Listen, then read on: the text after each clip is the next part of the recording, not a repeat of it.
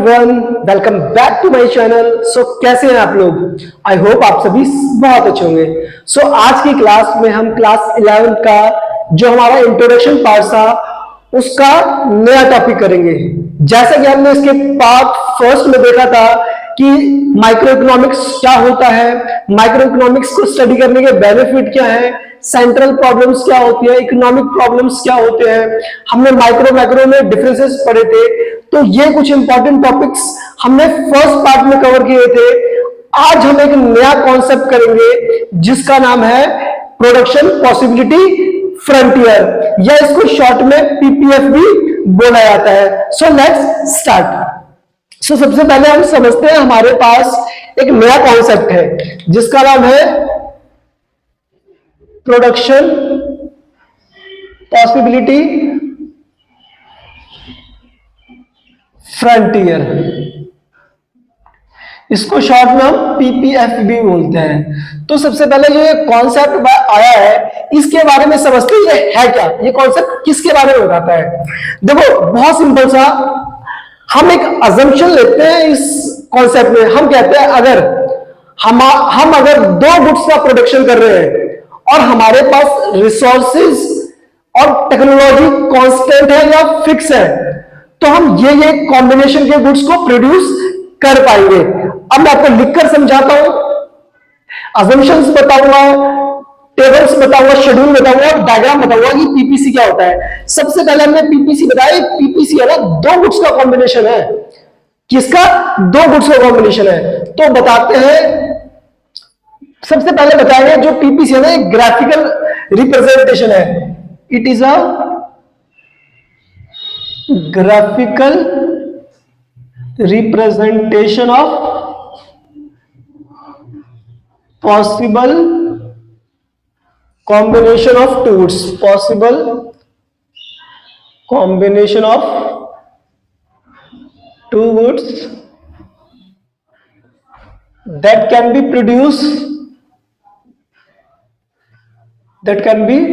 produced with given resources and technology। ठीक है, तो इसको जल्दी जल्दी समझने को, इसमें क्या कह रहा है, ये एक ग्राफिकल रिप्रेजेंटेशन है। मतलब पीपीसी है ना, ग्राफिकल रिप्रेजेंटेशन है किसका? दो कॉम्बिनेशन ऑफ टू गुड्स। मतलब यहां पर हम सिर्फ दो गुड्स का ही प्रोडक्शन कर सकते हैं। मान लो हमने व्हीट का गुड्स करा और राइस का प्रोडक्शन करा, तो हमें ये अज्यूम करके चलना पड़ेगा हम सिर्फ दो गुड्स का ही क्या करेंगे, प्रोडक्शन करेंगे। और एक चीज और बहुत खास बता रहा है, कह रहा है कि आपकी जो रिसोर्सेज रहेंगे ना, वो क्या रहेंगे, रिसोर्सेज आपके रहेंगे फिक्स्ड और टेक्नोलॉजी रहेगी आपकी कांस्टेंट। टेक्नोलॉजी कैसी रहेगी? कांस्टेंट। मतलब आपके पास रिसोर्सेज फिक्स है, लिमिटेड है, और टेक्नोलॉजी में भी कोई चेंज नहीं करना है। इस अजम्पशन को लेते हुए हमें दो गुड्स का इस्तेमाल, दो गुड्स का प्रोडक्शन करना है, और उस प्रोडक्शन के कॉम्बिनेशन को ही जो बताता है उसको हम कहते हैं पीपीसी। ठीक है, सो अब इसकी कुछ अजम्पशंस मैं बता देता हूं। देखो अजम्पशंस क्या होती है, अजम्पशंस ऑफ पीपीएफ। तो सबसे पहला मैंने आपको अजम्पशन यही बताया कि हमारे पास क्या होगा, द रिसोर्सेज आर लिमिटेड। ठीक है, या फिक्स्ड है, या हम बोल सकते क्या है, फिक्स्ड है। ठीक है, इन इकोनॉमी में रिसोर्सेज क्या है, फिक्स्ड है। ठीक है, दूसरा कह रहा है जो टेक्नोलॉजी है, the technology is assumed to be constant। हम इसको क्या मानेंगे, जो हमारी टेक्नोलॉजी है ना वो भी कांस्टेंट है, मतलब हम टेक्नोलॉजी में भी कोई चेंज नहीं करेंगे। तीसरा, with given resources technology and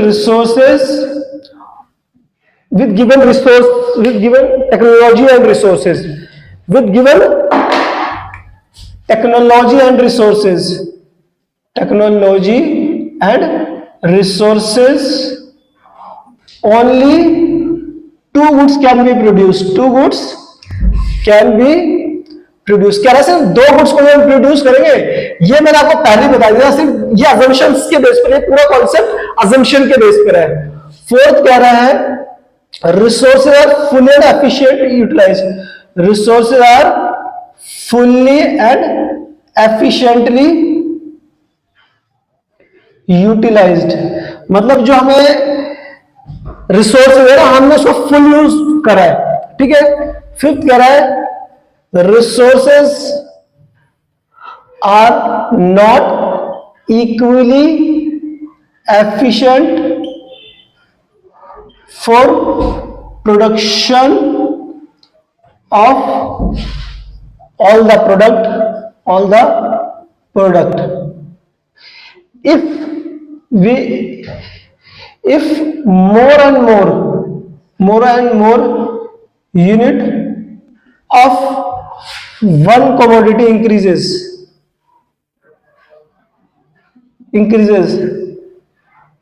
then other commodity production decreases,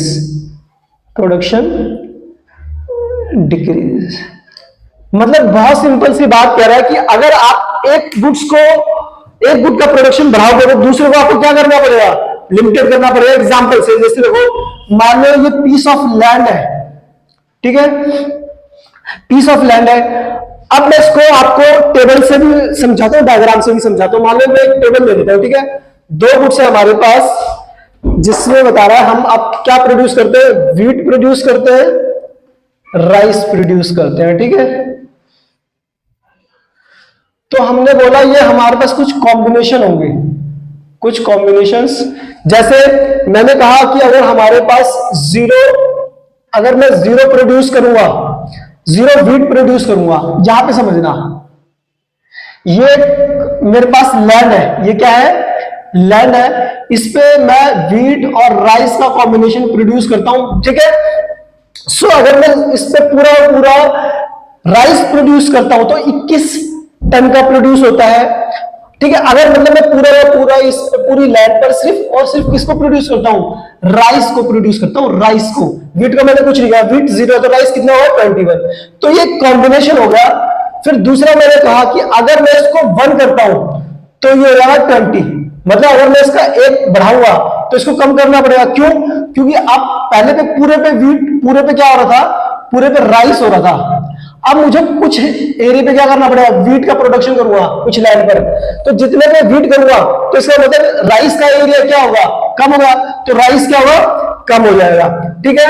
फिर इस पे मैं क्या करूंगा, मैंने क्या करा, इसका और बढ़ा दिया तो इसका क्या हो जाएगा, इसका और कम हो जाएगा। मैं व्हीट को फिर और बढ़ा देता हूं, ये और कम हो जाएगा। फिर मैं इसको और बढ़ा देता हूं, मतलब इसको मैंने और बढ़ा दिया तो ये हो गया हमारे पास 9, ठीक है, सॉरी ये हो गया हमारे पास 11, ये हो गया 11। फिर ये हमने करा 15 11, सॉरी ये 2 होगा, 2 3 4 5 6, तो यहां पे करेंगे 6 और यहां पे करेंगे 0, ठीक है। सो हम कुछ ऐसा कर रहे हैं, मान लो हमने समझा कि हमारे पास, मान लो जैसे जैसे मैं व्हीट को कम करते जाऊंगा, आप देखोगे जैसे जैसे व्हीट जैसे जैसे राइस को कम करते जाऊंगा व्हीट बढ़ता जाएगा। तो व्हीट अगर इंक्रीज हो रहा है तो आप देखोगे राइस क्या हो रहा है, डिक्रीज हो रहा है। तो सिंपल सी बात है, अगर मेरे को एक का प्रोडक्शन बढ़ाना है तो दूसरे को क्या करना पड़ेगा, कम करना पड़ेगा, क्योंकि मेरे को जो रिसोर्सेज है, ये लैंड मेरे लिए क्या है, रिसोर्सेज है, ये लैंड जो पीस ऑफ लैंड है ये मेरे पास रिसोर्सेज है। तो अगर मेरे को व्हीट का प्रोडक्शन बढ़ाना है तो मेरे को राइस का क्या करना पड़ेगा, कम करना पड़ेगा, ठीक है। और जब मैं राइस का बिल्कुल नहीं करता हूं तो व्हीट कितना होगा, व्हीट 6 टन होगा। तो ये समझाने के लिए था कि अगर रिसोर्सेज यहां पर इक्वली एफिशिएंट नहीं है, इक्वली एफिशिएंट आप दूसरे तरीके से भी देख सकते हो कि जब यहां पर 0 व्हीट था तो राइस कितना था 21, बट अगर राइस 0 है तो व्हीट कितना है 6 है। यहां पर ऐसा नहीं होगा कि अगर राइस 0 हुआ तो व्हीट भी 21 हुआ, नहीं। इसीलिए बोला ये इक्वली एफिशिएंट नहीं है कि जितनी लैंड पर आप राइस प्रोड्यूस कर रहे हो उतनी लैंड पर सेम व्हीट भी प्रोडक्शन हो, इसलिए हमने इस पॉइंट को कहा कि ये इक्वली एफिशिएंट नहीं है। तो इसी के साथ अब मैं आपको जो इसका डायग्राम है वो बताता हूं। देखो इसका डायग्राम क्या होता है, मान लो ये इसका डायग्राम है, ठीक है, इसको हमने माना वीट, ये हमने माना राइस, ठीक है, 1 2 3 4 5 6, 1 2 3 4 5 6 3 6 9 12 15 18 21, 3 6 9 12 15 18 21। देखो क्योंकि यहां पर 1 1 का गैप था वीट में, इसलिए मैंने 1 1 का लिया, ठीक है। यहां पर अगर देखा जाए तो सबसे ज्यादा जो वैल्यू आ रही है वो 3 के मल्टीपल्स में आ रही है, तो जानबूझकर मैंने ऐसा लिया है जिससे मेरे को डायग्राम बनाने में इजी हो, ठीक है। तो 0 पे कितना है, 0 वीट पर ये 21 है हमारे पास राइस, 1 पर हो गया 20, 1 पर कितना आएगा 20, 2 पर हो गया 18, 2 पर हो गया हमारे पास 18, 3 पर हो गया 15, 3 पर हो गया 15, 4 पर हो गया हमारे पास 11, 4 पर हो गया 11, 5 पर हो गया 6, 5 पर हो गया 6 और 6 पर हो गया 0। तो हमारा डायग्राम कुछ ऐसा बन गया, ठीक है, हमारा डायग्राम कुछ ऐसा बन गया, A B C D E F G, ये हमारा डायग्राम बन गया। हम कह सकते हैं ये हमारा ऐसा कॉम्बिनेशन आ गया, ठीक है।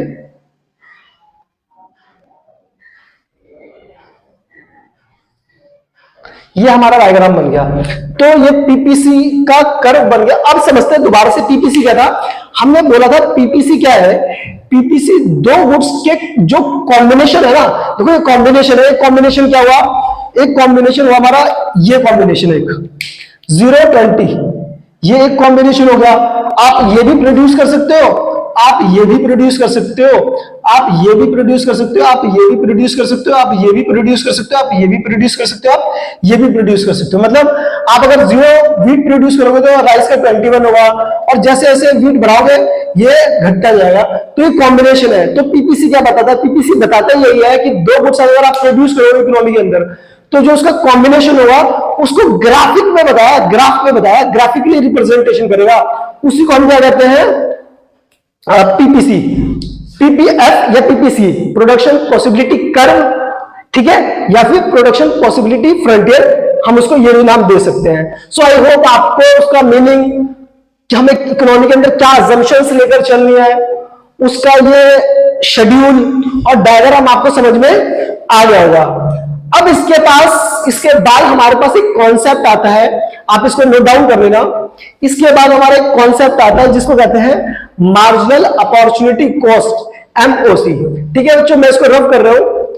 हमारे पास एक कॉम्बिनेशन आता है एमओसी, ठीक है, इस कॉन्सेप्ट का नाम दिया मार्जिनल अपॉर्चुनिटी कॉस्ट, ठीक है। मार्जिनल अपॉर्चुनिटी कॉस्ट कहता है कि भाई मार्जिनल अपॉर्चुनिटी कॉस्ट क्या है, पहले इसको लिख लेते हैं फिर इसको समझेंगे। कह रहे it is the number of units of one commodity sacrificed to gain an additional unit of another commodity। Simple सी चीज, आपने एक वीट को मतलब एक यूनिट को गेन करने के लिए कितने राइस का मतलब कितने गुड्स का सैक्रिफाइस करा, उसी को हम क्या कहते हैं, उसी को हम कहते हैं मार्जिनल अपॉर्चुनिटी कॉस्ट, ठीक है।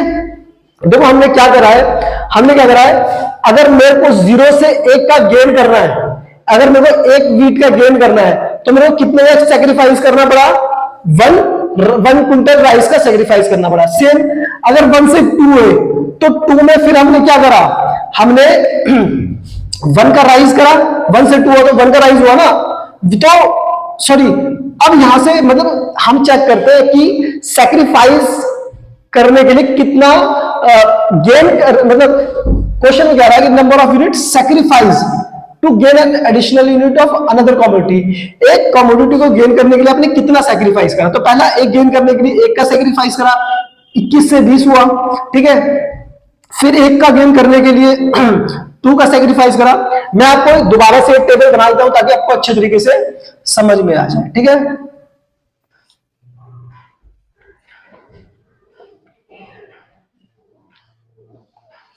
तो मैंने बोला हमारे पास A B C D E F G, ये हमारे पास कॉम्बिनेशन है। ये 0 1 2 3 4 5 6, ये था 21 20 18 15 11 6 0, ये कॉम्बिनेशन था। तो कह रहा है भाई आपने यहां पर एक गेन करने के लिए कितना सेक्रीफाइस करा भाई। देखो यहां एक कॉम्बिनेशन में तो कुछ नहीं हुआ, इसी कहते हैं मार्जिनल अपॉर्चुनिटी कॉस्ट। मतलब पहला तो यहां पर तो कुछ नहीं हुआ, 0 से 1 को गेन करने के लिए आपने कितने का सेक्रीफाइस करा, 1 का सेक्रीफाइस करा। फिर 1 का गेन करने के लिए आपने कितने का सेक्रीफाइस करा, 2 का सेक्रीफाइस करा। फिर 1 का गेन करने के लिए आपने कितने का सेक्रीफाइस करा, 18 से 15 में 3 का सेक्रीफाइस करा। फिर 1 का गेन करने के लिए आपने 4 का सेक्रीफाइस करा। फिर आपने 1 का गेन करने के लिए 5 का सेक्रीफाइस करा, क्योंकि 11 में से 6 जाएंगे तो कितने बचेंगे, 5। और फिर 1 का गेन करने के लिए आपने कितने का सेक्रीफाइस करा, 6 का सेक्रीफाइस करा। तो मतलब मार्जिनल अपॉर्चुनिटी कॉस्ट क्या होता है, सिंपल सी चीज, आपने एक गुड्स का एडिशन करने के लिए जितने भी गुड्स जो दूसरी गुड है उसका जितना सेक्रीफाइस करा है उसको हम कहते हैं marginal opportunity cost, MOC। So I hope आपको MOC का कॉन्सेप्ट भी बहुत अच्छे तरीके से समझ में आ गया होगा, ठीक है। सो अब इसी से मिलता जुलता मैं आपको एक कॉन्सेप्ट और बताऊंगा जिसका नाम है मार्जिनल रेट ऑफ ट्रांसफॉर्मेशन। क्या नाम है, मार्जिनल रेट ऑफ ट्रांसफॉर्मेशन, ठीक है। सो इस कॉन्सेप्ट को मैं आपको यहां पर कराता हूं, इस डायग्राम को मैं मिटा देता हूं, इस शेड्यूल को मैं मिटा दे रहा हूं और यहां मैं समझाता हूं आपको। इसी से मिलता जुलता कॉन्सेप्ट क्या होता है, इसी से मिलता जुलता हमारा कॉन्सेप्ट होता है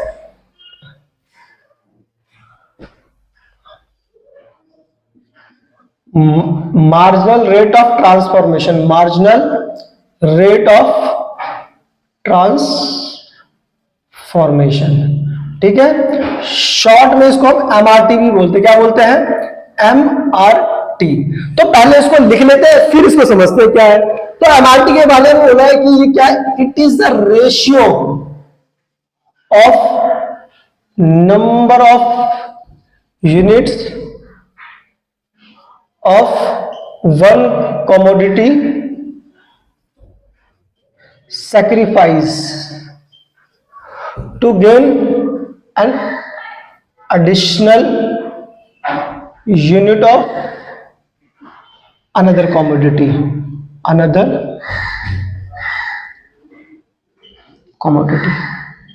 सिंपल सी बात कह रहा है कि भाई मार्जिनल रेट ऑफ ट्रांसफॉर्मेशन क्या है, सेम यही है बट ये एक रेशियो है।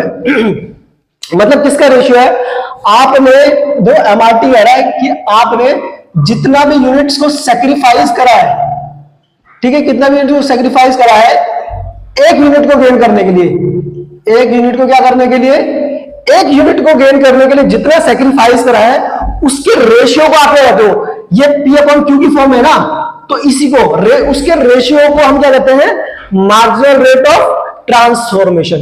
इसी को क्या बोला जाता है, मार्जिनल रेट ऑफ ट्रांसफॉर्मेशन। की भाई जैसे मान लो आपने किसका सेक्रीफाइस करा, आपने राइस का सेक्रीफाइस करा है ना, चेंज इन राइस, और नीचे क्या रहा, चेंज इन व्हीट, ठीक है, क्योंकि आपने ऊपर सेक्रीफाइस आया, कितने का सेक्रीफाइस करा, एक यूनिट को गेन करने के लिए। अगर इसको देखा जाए यहां पर आपने दो कहा ए से बी पर गए तो भी आपने सेक्रीफाइस मतलब वो करा है, बी से सी पर गए, सी से डी पर गए, डी से ई से एफ, एफ से जी।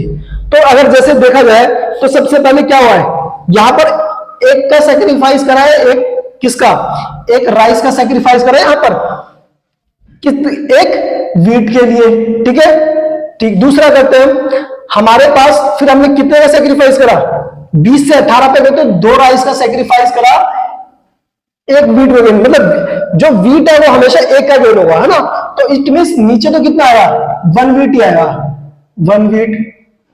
मगर आप देखोगे पहले 1 का सेक्रीफाइस करा, फिर 2 का सेक्रीफाइस करा, फिर 3 राइस का सेक्रीफाइस कर रहा है, फिर 4 राइस का सेक्रीफाइस कर रहा है, फिर 5 राइस का सेक्रीफाइस कर रहा है, और फिर 6 राइस का सेक्रीफाइस कर रहे हैं। मगर हमारा वीट कितना है?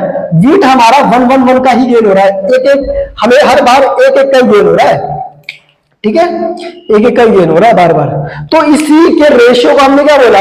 Marginal rate of transformation. अच्छा, अगर मैं इसको सॉल्व करूं तो ये 1 नहीं हो जाएगा, ये 2 हो जाएगा, ये 3, ये 4, ये 5, ये 6, मतलब इसको 1/1, 1 2/1 2, 3/1 3, 4/1 4, 5/1 5, 6/1 6, ठीक है। सो हम ये कह सकते हैं जो हमारा एमआरटी होता है, एमआरटी को मैं कैसे लिख सकता हूं? एमआरटी को मैं लिखूंगा 1 रेशियो अपॉन में 1 वीट, 2 राइस अपॉन में, मतलब इस 3 राइस अपॉन में 1 वीट, 4 राइस अपॉन में रेशियो 1 वीट, 5 राइस अपॉन में 1 वीट, और 6 राइस अपॉन में 1 वीट। मतलब इसको ऐसे भी लिख सकते हैं, और ये 1 2 3 4, या फिर मैं इसको 1 2 3 4 5 6, इट मीन्स हम ये कह सकते हैं एमओसी और एमआरटी क्या होता है? दोनों इक्वल होता है। सो आई होप आपको एमआरटी जो मार्जिनल रेट ऑफ ट्रांसफॉर्मेशन है, ये कॉन्सेप्ट भी अच्छे तरीके से समझ में आ गया होगा, ठीक है। सो अब मैं आपको एक कॉन्सेप्ट बताता हूं, छोटा सा कॉन्सेप्ट इसके अंदर है, जिसका नाम है प्रॉपर्टीज ऑफ पीपीएफ, कि इसकी प्रॉपर्टीज क्या होंगी, ठीक है।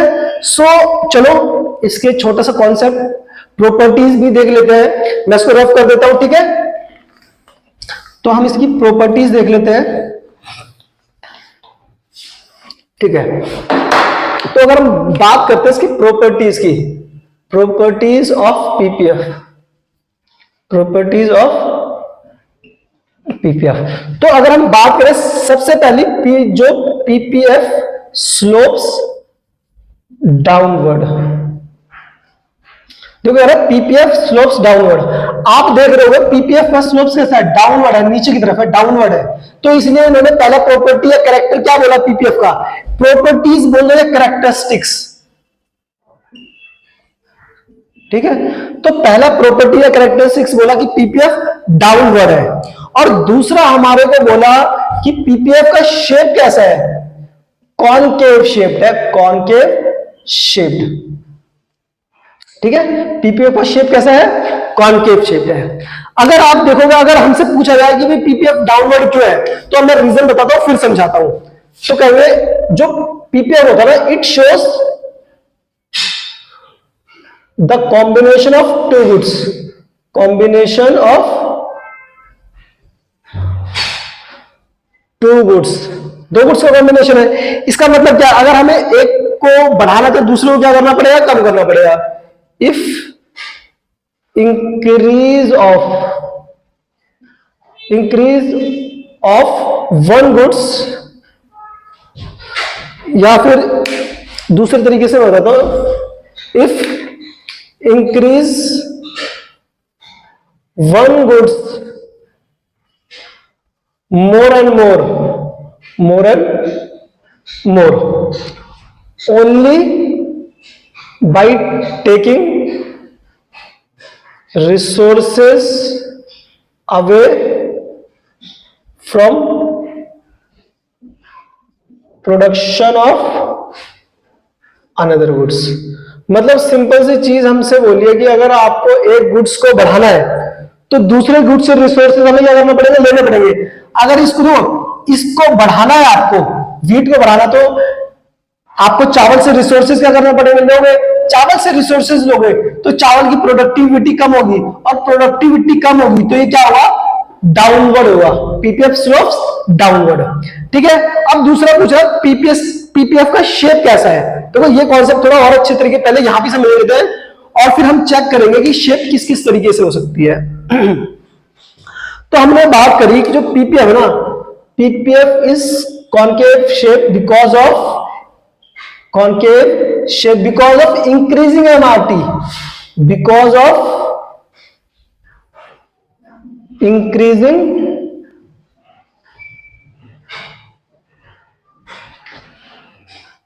MRT है ना। अगर MRT देखो यहां पर हमारा MRT, अगर हमने अभी, मैं आपको दोबारा से दिखा देता हूं, डायग्राम बना के दोबारा दिखाऊंगा कि जो हमारा MRT था वो क्या था, 1 2 3 4 5 6। MRT क्या था, इंक्रीजिंग था, इसलिए हमारा जो शेप है वो कॉनकेव आएगा, है ना। Therefore more and more unit of one commodity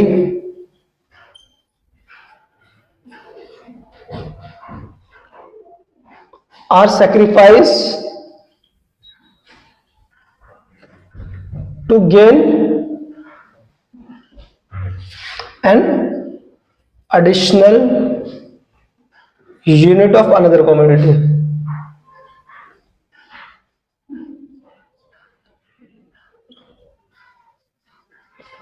simple सी चीज कह रहा है जी आपको ये कि पीपीसी का शेप कैसा है, कॉनकेव शेप है। Concave shape in the sense जो इसका शेप है ना बेटा, इसका शेप ऐसा है, ये है, और ये इसलिए है क्योंकि जो एमआरटी है ना वो आपका क्या है, वो इंक्रीजिंग है।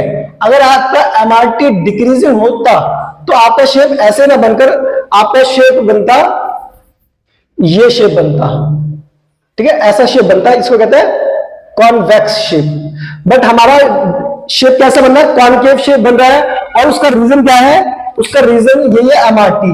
एमआरटी रीजन है क्योंकि अगर हमें एक गुड्स को बढ़ाना है, एक गुड के प्रोडक्शन को बढ़ाना है तो दूसरे से रिसोर्सेज लेने पड़ेंगे, दूसरे से रिसोर्सेज लोगे तो दूसरे वाले का प्रोडक्शन कम होगा, जो यही रीजन है कि पीपीसी क्या है, कॉनकेव शेप है। सो आई होप ये आपको कॉन्सेप्ट भी समझ में आ गया होगा। अब मैं आपको इसका वो भी दिखा देता हूं, डायग्राम अभी हमने बनाया भी था, हम दोबारा बना लेते हैं ना, ठीक है।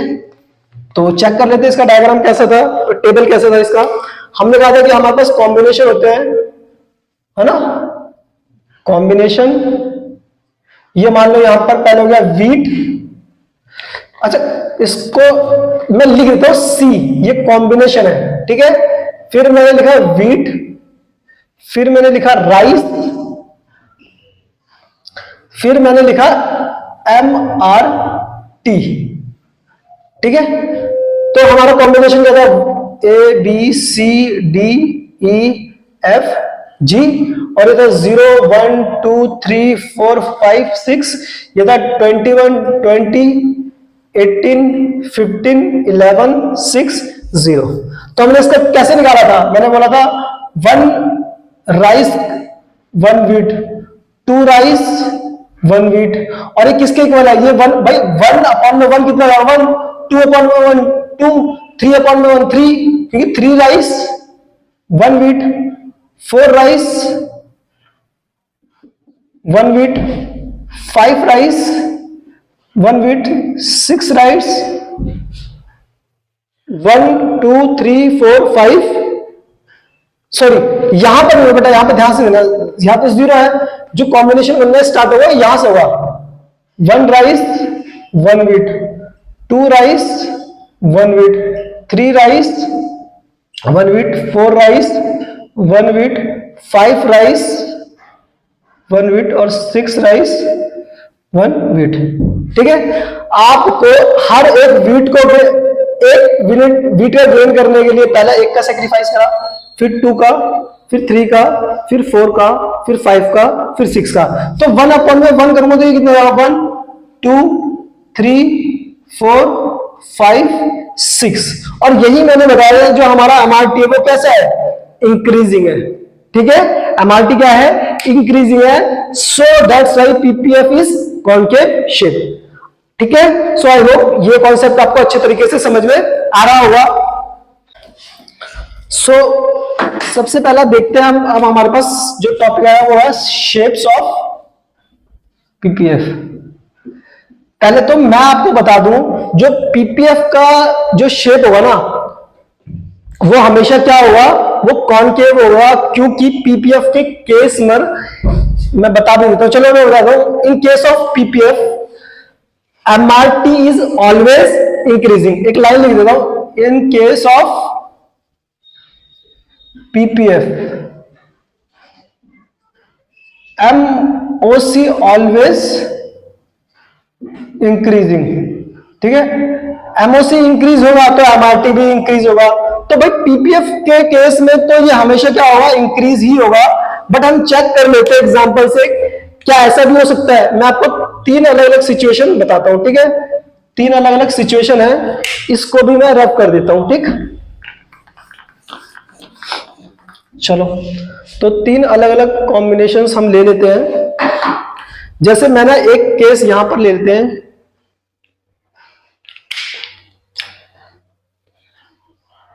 एक यहां पर लेते हैं और एक वहां पर लेंगे, ठीक है। इसको हम नाम दे देते हैं सिचुएशन 1, सिचुएशन 2 और 3 सिचुएशन लेते हैं। सिचुएशन 3 में कैसे वो हो सकता है, ठीक है। तो अब हमने 3 चीजें करेंगे। मान लो हमने किस चीज का प्रोडक्शन कराया, वीट का, राइस का, और हम क्या निकालते हैं, एमओसी निकालते हैं, एमआरटी निकालते हैं। एक ही बात है ना, एमओसी या एमआरटी, वही wheat, rice, MOC, wheat, rice, MOC. तो यहां पर वीट कितना होता है, 1 2 3 4 5, ठीक है। राइस हो रहा हमारे पास 21 20 18 15 11 6। तो मुझे बताओ इसका ये कितना होगा, पहला डैश, फिर ये कितना 1 2 3 4 5। तो अगर आप यहां पर देखोगे, यहां पर एमओसी या एमआरटी क्या इंक्रीजिंग है। चलो दूसरा कॉम्बिनेशन देख लेते हैं। दूसरे में डायग्राम हम लेते हैं 20 15 11 8 6 5। यहां पर एमओसी चेक करते हो, यहां पे पहले का डैश, जहां पे कितना 5, कितना हो 4, 15 से 11, फिर 11 से 3, फिर 2, फिर 1। अगर यहां पर देखोगे तो यहां पर कैसा है, डिक्रीजिंग एमओसी, ठीक है।